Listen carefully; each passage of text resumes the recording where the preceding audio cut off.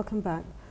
Sharon, we've been talking a lot about our girls, but let's talk a little about some form of solutions, because we do have, apart from your mentoring, and I want to touch on that, I know we do have certain homes and associations and so on that people perhaps may not know about. Okay, well, with me, I have been working with the Upton Gardens Girls Center, and directed by Priska St. Paul, and it's amazing. It's amazing there. I remember not last Christmas, the Christmas before that, I told her I wanted to do something. I want to do something with the girls and so on. So she said, yes, but we normally do a lunch, and I thought, well, okay, let's do the lunch. And that's why I tell you, St. Lucian's, wonderful set of people, really generous. I went on Facebook and I said, I'm doing this thing, and can you, you know, if you can't support, I didn't want money, can you donate a dish or whatever?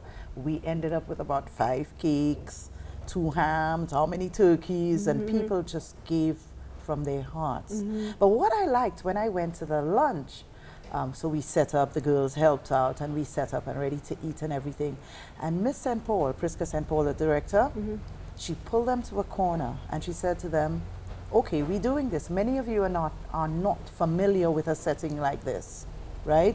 So this is where you learn. So when you all go out, you know you can go to a restaurant, you can go to a buffet, and you know, that touched my heart, because in little ways. So she had them line up, tell them about their salads and not to take so much, and you know, and they were laughing, and you know, it was really, really nice. So little things like that. When I say that we can make a difference, invite a young girl from your community to lunch on a Sunday.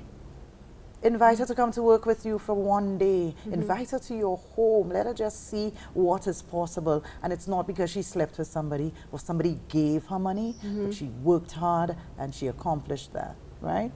Our boys, well, everybody says, you're doing all for the girls, what about the boys or whatever? But, you know, I don't know, I just have a preference for girls and dealing, you know, with them. As you said that, Sharon, people know me, that I'm very spontaneous. Something's coming to my head, and I'm sure you'll join me in this. I would like to offer Dolor Factor viewers, doesn't matter which country you're in, if you feel that you want motivation, if you feel that you'd like to speak to myself or Sharon, drop us a line. Say, you know, where you are in your point of your life, or what you'd like to do. If you're just stuck, just say, I'm stuck. Okay, with an email address, and we will get back to you.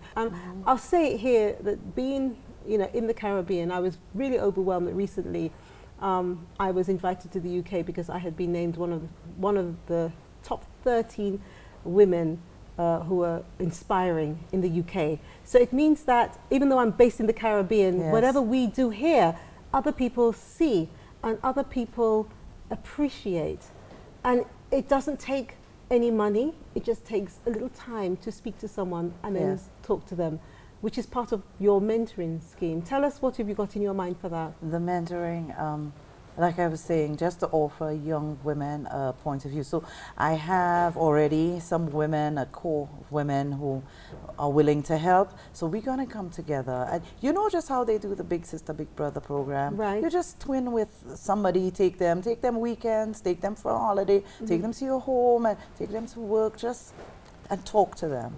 Talk to a young woman today. You know, find out what she wants to do when she gets older, when she leaves school. Talk to her about whatever problem and how does she see her life. And a lot of people are stuck, as you said, in a rut and very, very depressed about it. How can people get in touch with you if they're interested? Oh, my Facebook page, Sharon Williams, St. Lucia, or you can send me an email, sharonwilliams8690@gmail. Okay. Now, what about the guys? What about the men? What can we've spoken a lot about women, but very briefly, how can we? 2 things: encourage our young men or to become lovely gentlemen. Yes. And how do we say to the bad guys right now, you may be behaving in a certain way, but do you really want to have a bad girl or a bad woman as your wife? Because a lot of them say no, you know, that's right. They say, that girl, that's wifey material. So, and then girls have to understand that too.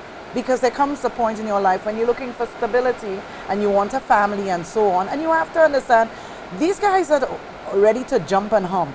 They're not looking at you to establish a family. So if that is what you want in your life from very early, you need to conduct yourself in a certain way. Right now, for the men, I don't know, guys are sweet. When you speak to them, even the bad, so-called bad ones, they just, every bad guy, it's some bad experience. Or they just think that's the way to behave. Again, they don't know any better. They don't, you know, talk to people. Yes, it's really sad, you know, that some people don't know any better. And people say, you know, in families, sometimes you have, you know, two siblings and it's chalk and cheese. So how come from the same family it's chalk and cheese? Everyone has their own individual perception and experiences and their aims for life, you know. And there you have it. You know, so you have the siblings, they've been exposed to the same things, but their interpretation of that experience, it's amazing. Interpretation and peers.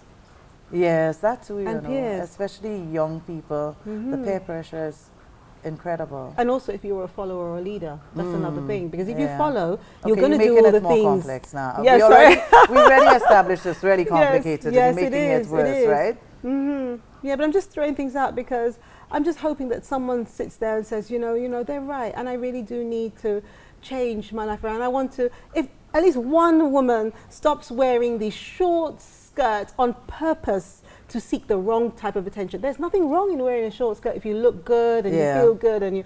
But if you are doing that for the wrong type of attention, you see, that is the thing. Education, information. You need to talk to people. Well, Sharon, I'm so glad to have had you with us. Thank you so much for having me. No doubt you're going to keep me in touch Yes. with your mentoring. Yes, Yeah? because you down. Oh, of course. Yeah, you yeah, know, you your don't name need is to down. ask. You know, I will be there. But thank you so much for being here. Thank you. Oh, by the way, how do you love Ladera?